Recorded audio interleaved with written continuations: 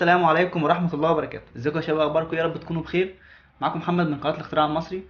اولا احب اشكر جميع المشتركين معايا على القناة ومتابعيني اول باول. ثانيا النهارده ان شاء الله هنتعرف على الفائز في فيديو نار لا تحرق اليد. تمام. والله العظيم والله العظيم انا باخد بالي من معظم التعليقات ويمكن كل التعليقات، والناس اللي زعلانين انهم ما كسبوش او اني ما بكسبهمش. احب اعرفهم ان الاختيار والله عشوائي مش بمزاجي. وانتوا اكيد عارفين، الناس القديمه عارفه ان الاختيار بيبقى عشوائي عن طريق مواقع النت. يعني مش انا اللي بختار الفائز، لان طبعا عدد كبير ما ينفعش انا اللي اختار، يبقى حرام.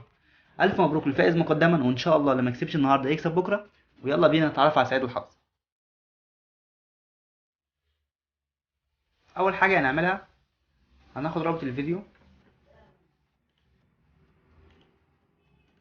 ونحطه في موقع راندوم ونبحث. هيطلع كل الاحصائيات اللي على الفيديو. هو قال لنا ان فينا 1902 كومنت، 1900 تعليق على الفيديو ده.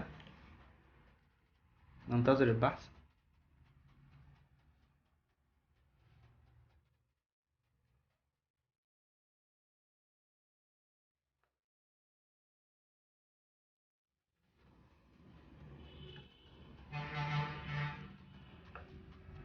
زي ما حضراتكم شايفين في 1983 شخص مختلف و1902 تعليق. هنطلب دلوقتي من الموقع ان يطلع لنا الشخص العشوائي، وده اللي هيكون الفائز معانا ان شاء الله رب العالمين.